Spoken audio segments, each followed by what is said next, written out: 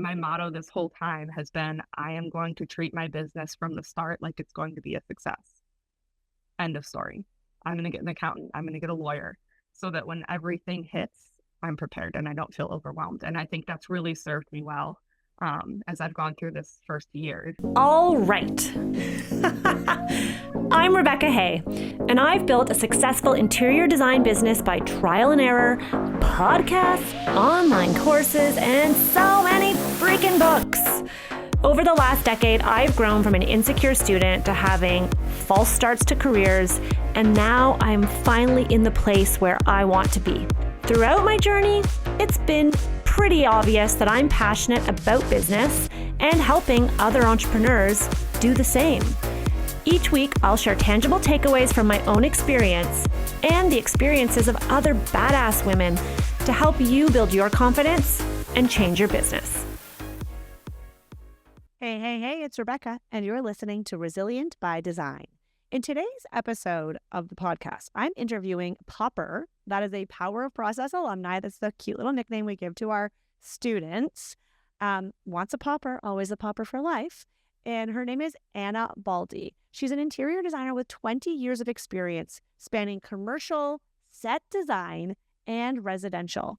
She quit her job on a Friday and on the Monday started her own interior design firm. She decided to follow the dream she'd had on her heart for decades. And she launched Contrast Interior Design, which is a Cleveland, Ohio-based interior studio creating thoughtful, story-driven spaces. She's a recent graduate of the Power of Process program, and she shares the transformation that she has had and specifically what it did for her business. I think you're going to like this episode with Anna. It's super relatable. She also shares how she was on the fence. She wasn't sure or quite ready for Power of Process, and she tells us why she did it. So I hope you enjoyed this episode with Anna. Welcome to Resilient by Design, Anna. I'm excited to have you here today. I'm so excited and honored to be here. Why don't you start off by just letting us know a little of just who you are? Sure. My name is Anna Baldi. I'm the owner of Contrast Interior Design, a business I started about a year ago. After 20 years in the field, just decided to go out on my own. So it's very exciting. Okay, 20 years in the field. When you say that, tell me about that. Like, were you always an entrepreneur? What is that journey like? What were you doing before you decided to go out on your own? Yeah, of course. I went to school for interior design at a school in Ohio called Kent State, phenomenal school for interiors. And they really pushed commercial design. So when I left there, I was like, I got to work at an architecture firm. So that's what I did for 14 years. When I left there, I was their director of interior design and had kind of built up their interiors department, which was really great. But I was looking for a change. So I did commercial interiors for 14 years. And then I did set design for retail and commercial pictures for about 3 years. Then very small stint as a residential design firm. That was a terrible experience. So my shtick is I quit my job on a Monday and I started my business on Tuesday. So I'm glad for that opportunity. I don't think it would have propelled me any other way.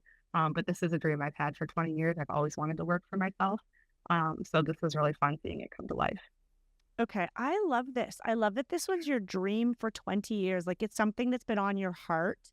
So what was it? Like, take me back to the moment when you were like, nope, this is not for me. I am ready to do my own thing. Yeah, I think I was going on. Oof, you really want me to the real picture, Rebecca? No, do I? What was going on was edit it out if it's not appropriate. No, it was just a very uncomfortable situation. I was working in a very small firm. It was two sisters and me. So you can imagine the dynamic there is a difficult one to navigate. And that was kind of, my third job in a row where I felt like people were telling me how to do my job that didn't know how to do my job. And I was just really sick of being told how to do things that I knew how to do. I was doing them by myself for 20 years and doing them well. So I just kind of got to the point where I was like, you know what? I think I'm really good at this and I think that I can do it on my own. And I was quite frankly sick of other people profiting off of my talents. I wanted to profit off of them myself. And that was kind of really where my head was at. But mostly it was survival in that moment because I was just like, I can't be here anymore. And I can't hear the same mean feedback every day. Not to take a victim mentality, but it was just like, I deserve better for myself. So I didn't even talk to my husband about it before I did it. I just kind of quit. And then I called him and I was like, hey, I just quit my job. Yeah. And so that's kind of the really shortened version. I'm really glad you shared that. So thank you for your honesty. Because it's funny, like I'm thinking back to my experience and I worked for someone else. I did not have 20 years in the business. I had 5. And I always just say, yeah, I just knew I wanted to go to my own and I was ready and I was having a baby and it was my excuse. But I never actually really thought about what were the thoughts. And as you were speaking out loud, I'm like, oh, yeah, those were the thoughts, right?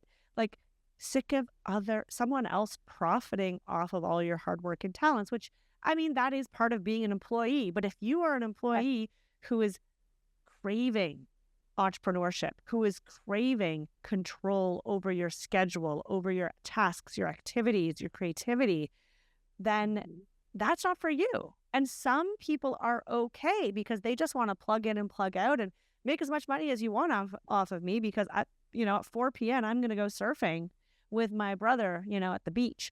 Because there are people who are like that. Chances are, if you're listening to this podcast right now, you can relate to Anna and myself, whether or not you've worked for a designer, that feeling of, I want to be in control, right? And so most of us, I love that you said this, I wrote this down, you're sick of being told what to do. I can relate to that 1,000%. It's like, yeah. Yeah, I mean, you can ask my parents. I don't like being told what to do by anybody. Totally, me too. I'm the same. Oh my gosh. It's funny. I now, as an adult, I'm sure you are the same. I now recognize, like, why am I getting frustrated in this given situation? Oh, it's because someone else is telling me how to do it. And so I'll rebel, even if what they're telling me is right. I do not like someone else calling the shots. And so I'll do the wrong thing.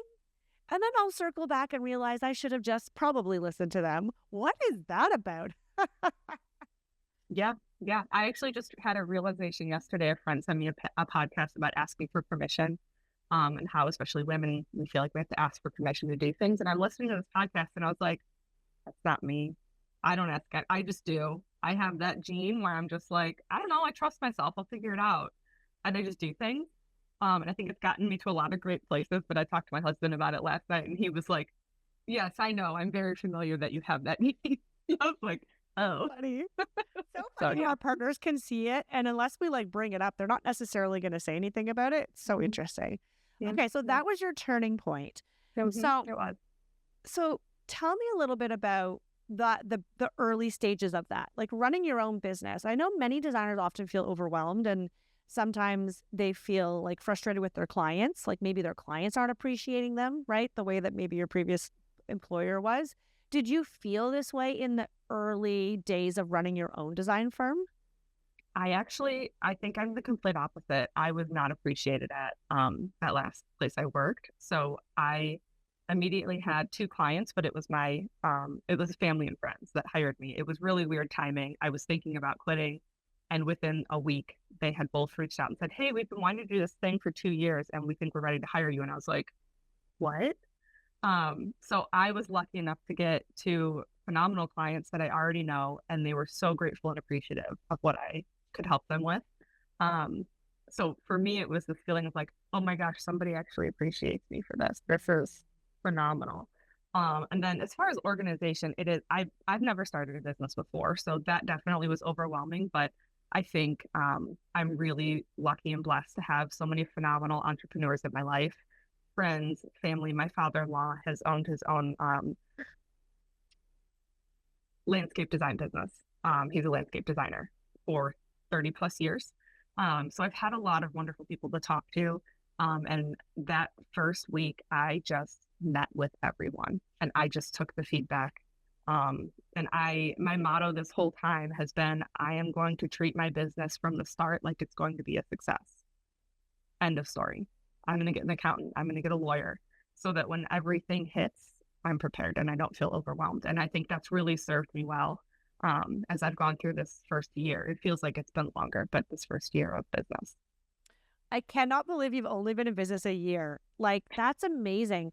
So, because you just took power of process. And so I want to hear about that experience. Like, what was it that, because you worked for a designer, you have tons of experience in the industry. Why did you decide you needed power of process? What was that journey like? Yeah, I understand on paper it doesn't make a lot of sense. It sounds like I should know what I'm doing. And at the heart of it, I do. But, having 14 plus years of commercial experience does not equate to having residential experience. And while I had done some things, I was noticing really fast. It's just a different animal entirely. And I knew it, but man, did I find out quickly. So I just found after a year, I was kind of spinning my wheels. Every project I was pricing differently. I wasn't really sure what my structure was. And I actually stumbled across an ad on Instagram for your Pricing with Confidence course. And that was around Christmas time. And I had just slowed down a ton. I was like kind of freaking out at that point, to be honest. And I was like, okay, I've got to make this work and I need to get my pricing under control. So I took that course. Actually, I listened to your podcast then to make sure that I liked what you were saying. And then I was like, okay, this woman's for me. I'm doing it. So I took that course, and that course just helped open my eyes so much. I think people expect that course to tell them, like, this is exactly what you should be charging. And if you're going in with that mindset, that's not what it is, because everyone's going to charge differently. Every situation's differently. So that Pricing with Confidence really put me on a track to say, oh, okay, there's a little bit of a process here. And you got glimpses of it in that course, which was so helpful to me. So just from Pricing with Confidence, I started kind of remembering how I used to structure commercial jobs and how I structured those first two jobs that I got on my own. And they actually went really well. So I was able to reflect on that, and that helped a ton. Then I jumped into your boot camp when you had it in, was that February? Yeah, February. Yeah, that was the first time I'd ever done a boot camp. It was so fun. I'm doing another one. It was so good. At the time of recording this, we've got another one coming up because I loved it so much. Yeah.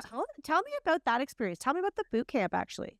Yeah, the boot camp was phenomenal for me because it was like actionable steps, take them now. And for me, some of them were things I was already dabbling in because of your Pricing with Confidence course. I was picking up on the cues. I was like sitting there like studying the little pictures you had in the presentation. But then once we hit the boot camp, it was like I got the words and the affirmation and the understanding behind all of it. So really built that front end of my process, and I was able to really hone in on my discovery calls, my consultations. At the time, I suddenly was getting an influx of projects that I did not anticipate. So I was able to really boots on the ground, implement that stuff immediately. And I could see my confidence skyrocket and my turnover rate skyrocket. So I was kind of like all in at that point. Oh my God, I just got goosebumps. I freaking love that. That's great. I love that you were just like, I am busy, but I'm going to do this boot camp, and you implemented everything you learned.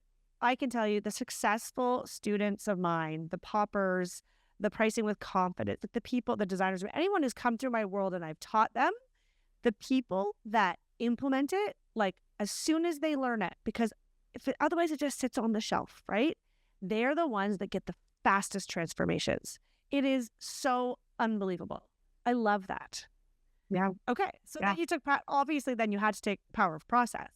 Well, actually, Rebecca, I was on the fence. You may remember this. I was one of the ones at the end of the boot camp where you were like, does anyone have reservations? And I said, yeah, the price. I'm a little nervous here and I just don't know if I can make it work.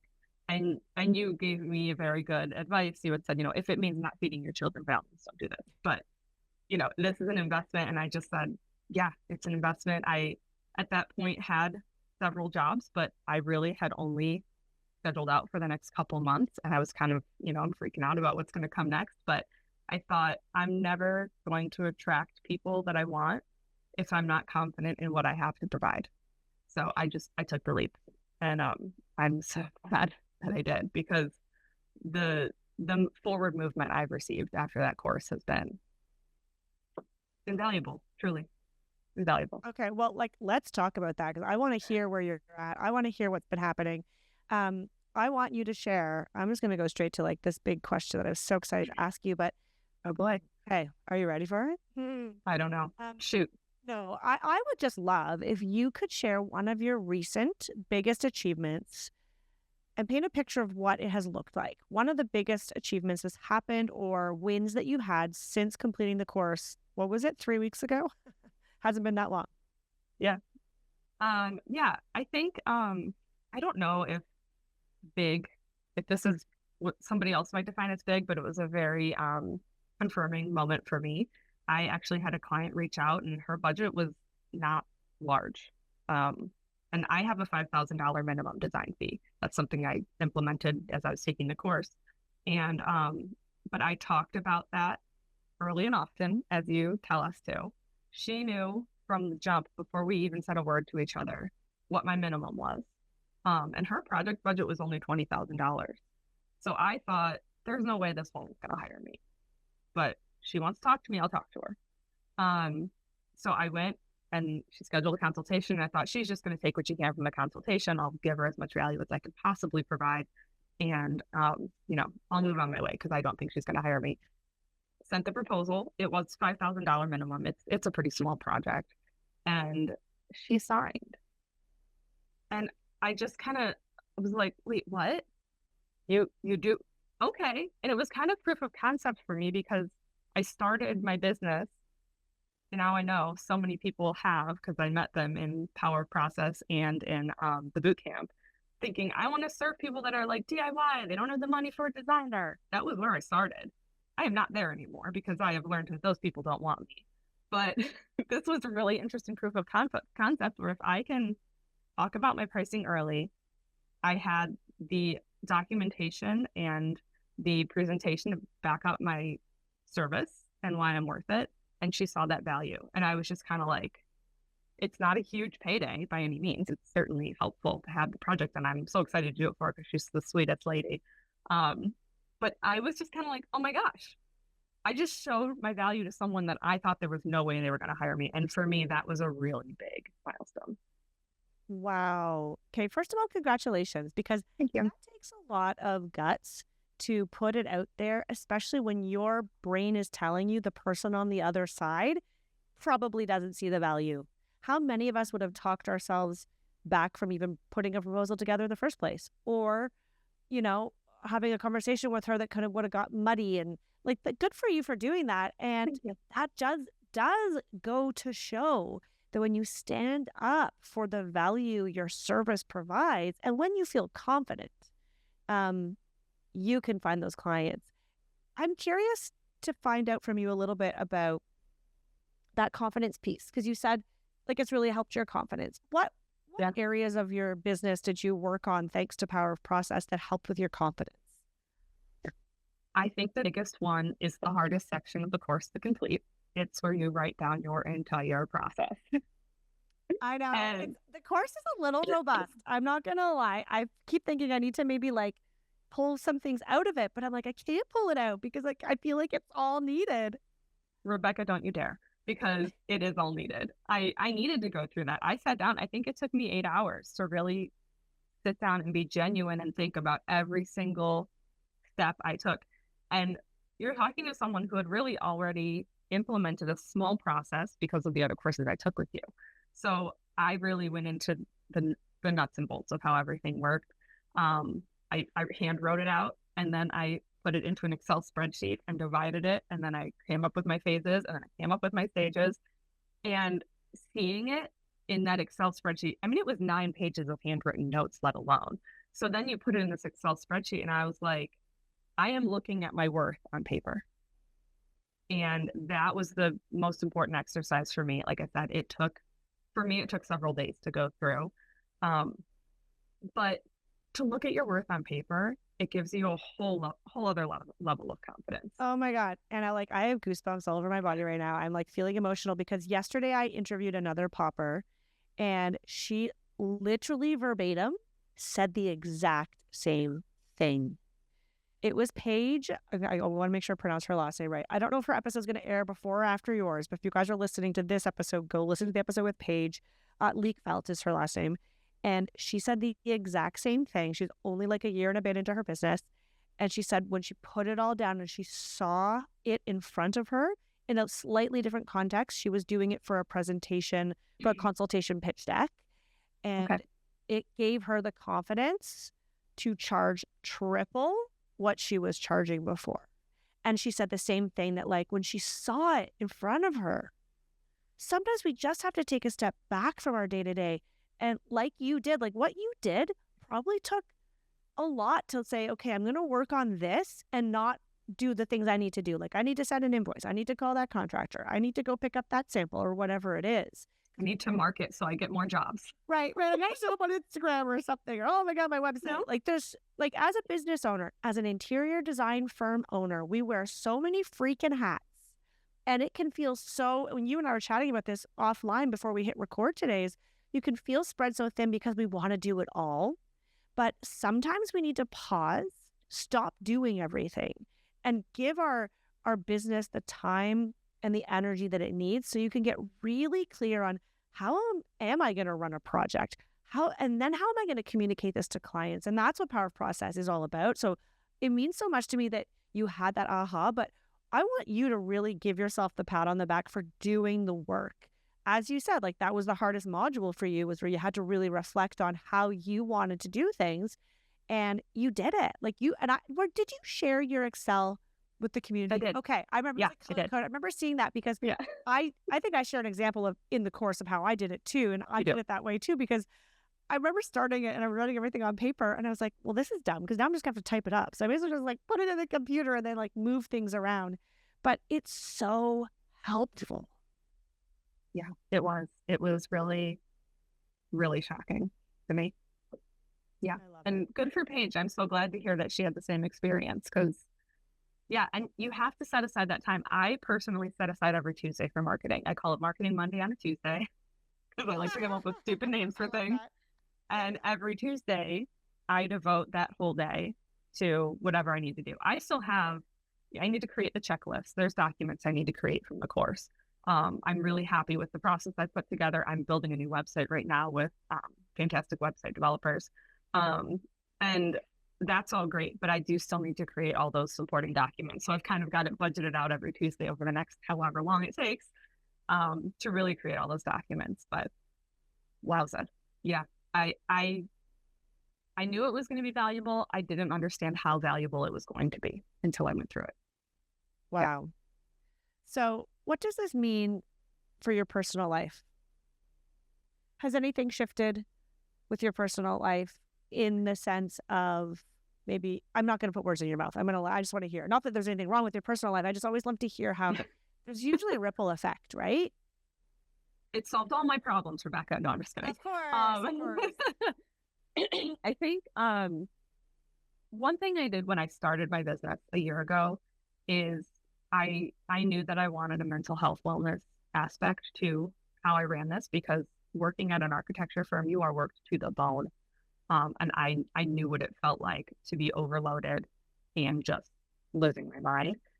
So I kind of came into it knowing I'm going to accept jobs, but they may have to wait a month until I can get to them if I'm busy. So I had this kind of boundary I wanted to set from the jump. I wanted to set a boundary. I'm not contacting people after 5 o'clock. You know, we're going to be smart here. So Power of Process just gave me more tools in my toolbox to support that. One of the biggest things I picked up actually was, you mentioned, and I don't remember if it was live or in the course, but you mentioned scheduling emails. And I literally didn't even know you can do that.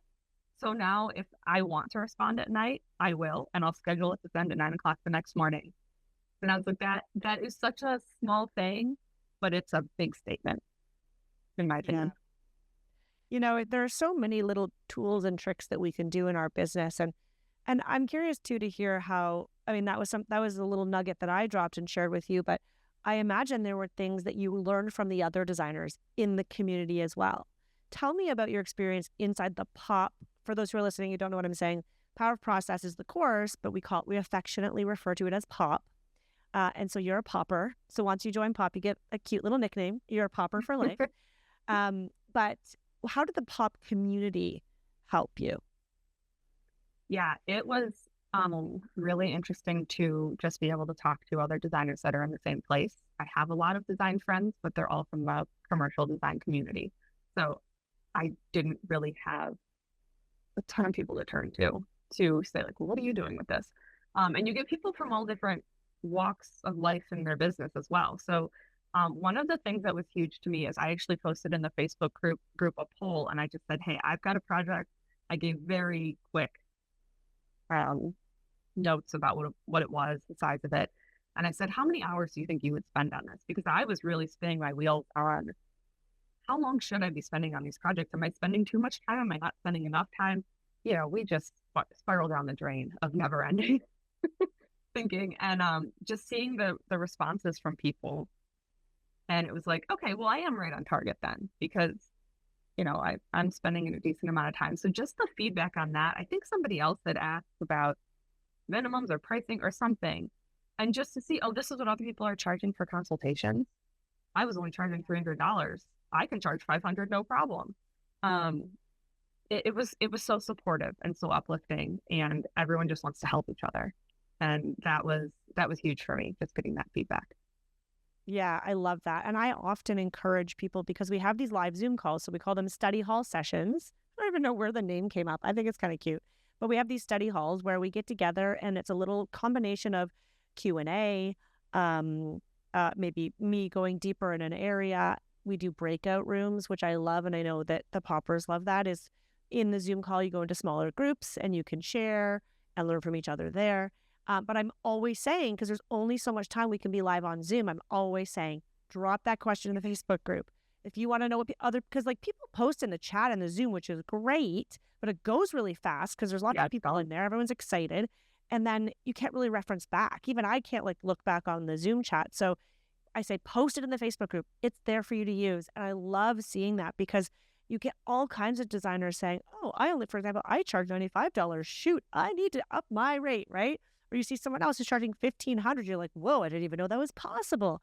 So it's really awesome to see how the community helps each other. Like, it's great that I'm there to support as well, but I don't have all the answers, right?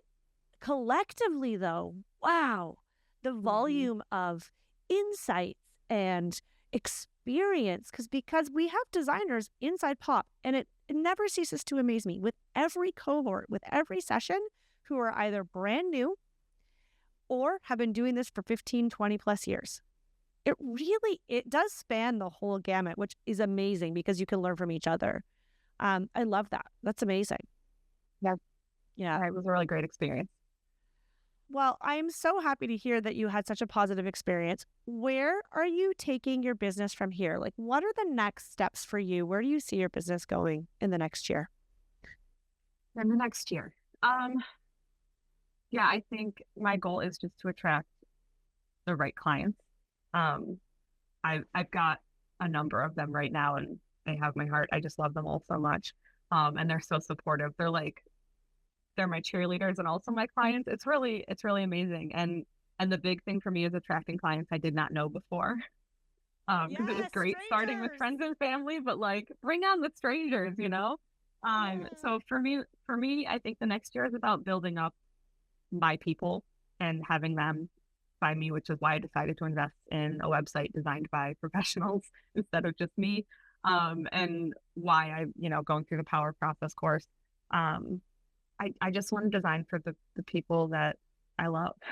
So I'm really excited to do that in the next year. And then beyond, who knows, I would love to grow, bring on staff and go the whole distance. But for now, I've just got to focus on, 1 year at a time. Yeah, I love that. I love that. What would you say to someone, if you were speaking to a fellow interior designer, maybe someone who's listening here today, who hasn't taken Pop yet, is considering it, but they're not sure, they're maybe feeling a bit hesitant, what would you tell them about the value it's had in your own business? Or what would you say to them? Yeah, I mean, I've been in your shoes. I said it earlier in the podcast. I wasn't sure if I should invest this or not, but it's really a small amount, especially in my case. I'm like, if I get one job, that's paid for with half of it, but it's such an investment to set yourself up for success. If I've said it once, I've said it a million times. Start your business assuming you're going to succeed, and taking courses like this and learning from people like you and people in the course. That's what's going to propel you forward and give you the tools. You don't know what you don't know ever. I'm 20 years in and I still don't know what I don't know. So being around other like-minded individuals, seeing how somebody else does it, and then implementing it to do it your own way, it's an invaluable experience. I'm just so glad I went through it. And I am very proud of myself. After the course, I was just like, oh my gosh, I did it. So I would hate for you to deny that feeling for yourself. I love that. I love that. I get it. What did you get? What was that? What is that moment for you? Like, oh my God, I get it. Like what Yeah. clicked? Something connected in your brain when you just said that. What was that thing? I think the thing was I get it for me, because it's really easy when you're going through the course to be like, okay, this is how Rebecca does it, so this is how I should do it. And at least for me, for a good half of the course, I was like, okay, yes, that is how it's supposed to be. And it wasn't till I think it was probably writing everything out, that I finally was like, oh, well, just because that's how Rebecca does it doesn't mean that's how I have to do it. It's a really great base, but maybe I have a different perspective, or my clients are different, my situation's different. And once that clicked and I realized I'm going to do it my way, I was like, yes, I'm all in. I got this. And that's, I think, when my confidence really skyrocketed. Okay, thank you for sharing that. I love that you had that epiphany because, I mean, you've heard me say it a million times inside the course. I say all the time, I'm like, there is no one size fits all to running a design business. I'm going to show you the example that I have been using. It works for me. Here's what works. But you might take what you like from it and throw other things away, because the reality is what we do is it is personalized. It is customized, not just to our clients, but to us and how we like to work and the types of projects we like to do. However, it's important that you have a process as a foundation to your business. It should be the cornerstone of your business. And inside the course, obviously, I share examples from other industries just to really help paint the picture. Like, I didn't make this up. This is like business 101. But as creatives, we're never taught this. I was never taught this. We didn't go to business school, many of us. And there's even designers who did go to business school and they're like, oh yeah, like, I don't know. I don't remember learning it this way. And a service-based business requires some structure to it so that you can have the freedom to be creative, and finding your way is my goal. And you don't probably know this, Anna, but when I first designed this course, Power of Process, it looked a little bit different. It was actually more about why you need a process. Here are some examples. And I walked you through setting one up, but I didn't give you my process. And then I found it was great because I was attracting, it wasn't just designers that would come. I was getting other creatives take the course, which was great. But then I found that the bulk were designers, of course, because I'm an interior designer.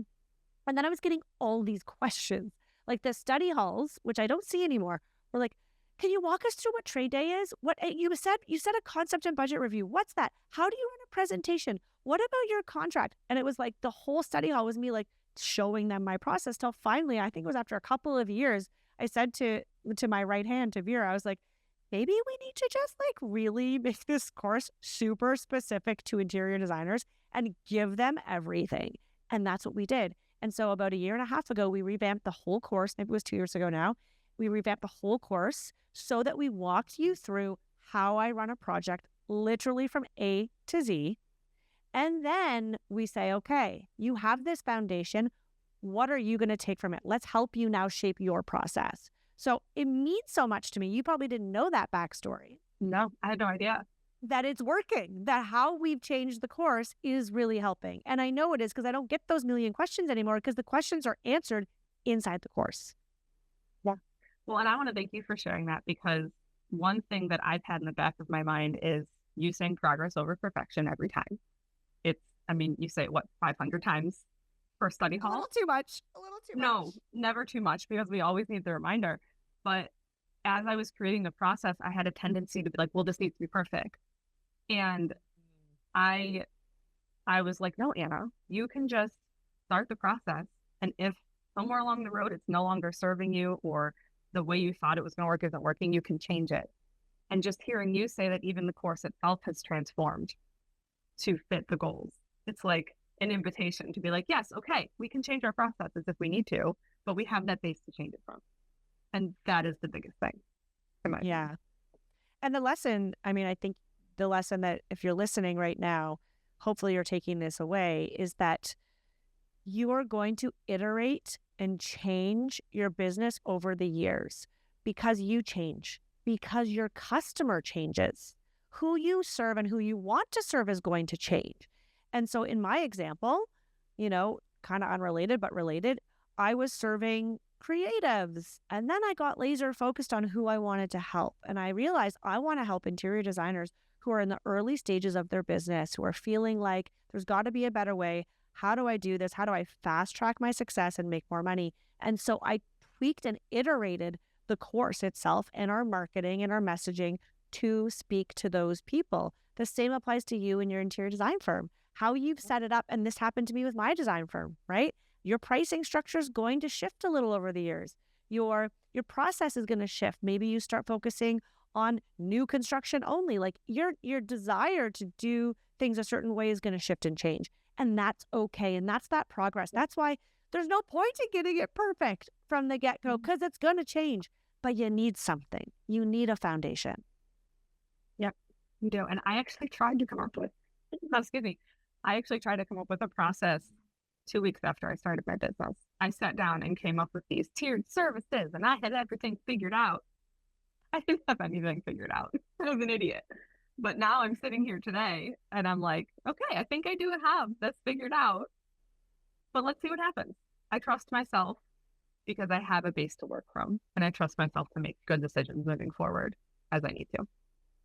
And I'm excited to follow your journey, Anna, because I'm excited to see how having this now established, even though you still have areas you want to work on, you want to create some documents, things like that, I'm excited to see how it opens up more time for you to focus on the creative. Because I know for me, I was so stressed out, always trying to figure out how to do things and what was coming next, that I would not give myself the time I really wanted to work on the design scheme, to do the CAD plans, to do the creative stuff. And so that for me was a massive shift. So I'm excited to watch and hear how that works for you. Yeah, me too. Me too. I just have a list in my head of like, well, once I get these documents figured out, everything's going to be fine. But one step at a time. I tend to kind of freeze when I feel an overwhelm. Really? But the process is actually helping a ton with that, because I don't need to freeze, because I know what comes next. And that's been also invaluable. I mean, the whole thing, invaluable. The whole thing, freaking invaluable. It's all just great. Amazing. Well, you don't have to reinvent the wheel. That's the whole idea, right? Yes, exactly. Yeah. Oh my gosh, that's so amazing. I'm so happy that you joined me today on the podcast. It's such an honor to have a listener, have a popper here to share your experience, because I know that this course can be so transformational, and I can't wait for more designers to go through it and have the same success that you've had. And maybe we'll get everybody together on a panel and we'll all talk about where our businesses are like a year from now. We can look back and be like, whoa, look how far you've come. I can't wait for that. I love that. Before we wrap up our time together, if you know this because you listen to the podcast, I always ask for a last nugget of wisdom. What do you have to share with our listeners today? Yeah, I've said it twice, so I think you know what I'm going to say.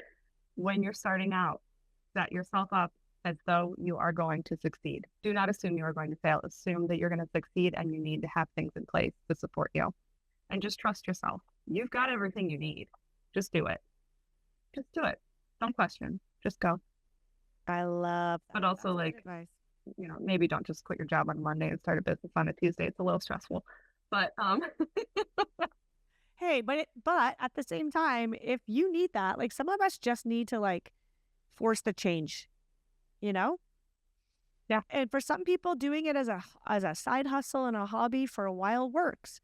But for other people, it's like, no. Like for me, doing the interior design firm and all the coaching and the courses, last year I was feeling really overwhelmed because I was trying to run 2 businesses successfully, and I was doing it, but I was burning out. Like I just don't have that capacity. And shifting this year, taking a sabbatical from design work and shifting all of my efforts into courses and helping designers, it's like, oh, yeah, I have such mental capacity now for this that I didn't have before. So if you're listening and you've been treating your design business like a side hustle, and you're really dreaming, like Anna said, for how many years, 20 years, she always had this dream in her heart.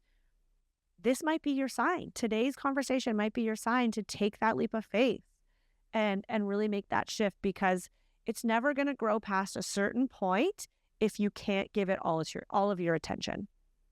Yeah. Just trust yourself. You'll figure it out. I love it. Trust. Thank you so much. Before we sign off, can you let everyone know where they can find and follow your exciting journey? Yes. On Instagram, I am contrast_interior design. And my website is contrastid.com. You can find me at both of those places. Amazing. Thank you so much for joining me today. Thank you for having me. This was so fun. Okay, Anna, tell me about the Standout Designer Bootcamp. What was your big takeaway? My biggest takeaway at Standout Designer was talking about my pricing early and often, and in every conversation and touch point with the client. It really sets them up to have confidence in what you're doing for them, and sets me up to have confidence in selling myself. So there's no surprises when it comes time to send that proposal and, get the client to sign. It's just you're confident in what you're doing. So that whole intake process, truly the whole thing, was just perfect. Yeah. And tell me, why did you decide to sign up for the boot camp? Yeah, I was feeling a little bit stuck, and like I was having a hard time selling to my clients. It was just so much stuff I wanted to share with them. Like, what order do I even go about this in? So the boot camp really helped me refine that process and take it step by step and understand exactly when to share and what to share. It was just a very helpful experience. And last question, how did you feel about your business at the end of the boot camp? At the end of the boot camp, I had confidence. That's the best word I can think to describe how I felt. Just confidence in walking in there and talking about my business and who I am and what I can do for these clients. Awesome. Thank you, lady. Okay, I loved chatting with Anna. I think she is such a dynamo. I love seeing how she's such a quick action taker. I freaking love my action takers when they're like, she sees an ad, whatever. She said she saw an ad on Instagram. She's like, I got to check out this Rebecca girl out before I buy something from her. She did it. She listened to the podcast, dove into pricing with confidence, and was getting results. And she just trusted her gut. And then from there, did the boot camp, moved from the boot camp into pop, even though she was hesitant. And look at how she's winning. Like, I'm so excited to follow her journey. After we finished recording, Anna said that she just did a brand photo shoot and a whole big interiors shoot. She's launching a brand new website. I cannot wait to share it. We will link it in our show notes. She is on fire. There's something that happens when you take the time to really dive deep into your business and treat it like a business. A momentum builds. And I've been hearing this from a few different poppers that even during the course, like while they're in the course, they start to get inquiries. Inquiries just start coming in. And I chatted about this with Paige on her podcast about this idea that, and maybe it's a little woo-woo, so stick with me here, but you are energetically aligned and open to new work. Once you are clearly showing the universe, I'm taking this seriously, I'm signing up for this course, boom, opportunities pop out of thin air. I'm telling you, this is the universe working at its finest. It's manifestation. Oftentimes we get so caught up in the how. Well, how am I going to get there? And how am I going to find a client? Hey, listen, I do this too. And this is something that I work on with my own mindset coach, is stop worrying about how you're going to get there. Follow your gut. Take that leap into the thing that's exciting you, where you want to dive in, and then go with it. And then put that intention into the universe. So if this is you, if I'm speaking to you and you're feeling drawn and you're feeling pulled, come check out Power of Process. I really believe it is transformational if you are ready to let the transformation begin. Head on over to RebeccaHay.com/power of process, and I would love to welcome you inside our community. See you soon.